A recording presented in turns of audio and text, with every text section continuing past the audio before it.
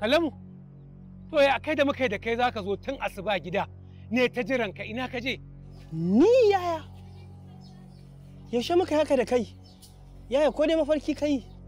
Ka san me kake faɗa kuwa? Yaya me ke faruwa ne?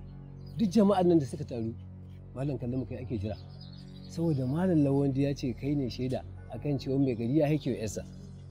Amma duk da yake dan uwanka ya kamata ka ji tsoron Allah ka gane Allah ɗaya ne daga kashi sai daga kai a lahira ba wanda zai cece ka a gaban Allah sai gaskiyarka. Saboda haka dan Allah dan Allah ka faɗa wa jama'a gaskiya. Ni ban ma san abin da yake faruwa ba. Yanzu ina abin nan aka zo aka ce ana nema na. Kalamu, Na'am?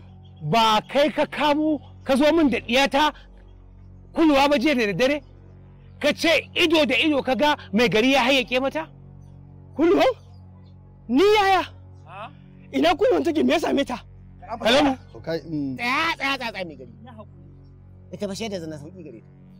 Ko Kallamu da a ce ya ce ya gani to ba sai an kawo mutum biyu ballantana bai ce ba. Saboda haka ikirarinsa gaba daya ba ya da tushe. Kada wandi wallahi kai kokarin ka cire wannan ikirarin da kake so ka dora mani. Ga jama'a su zama shaida idan ban daure ka ba. Kalamu, Kalamu, Allah ya sada kai ya kai Kalamu. Kalamu, Allah ya sa. Na ce ku kyale ni dan ubanka Kalamu.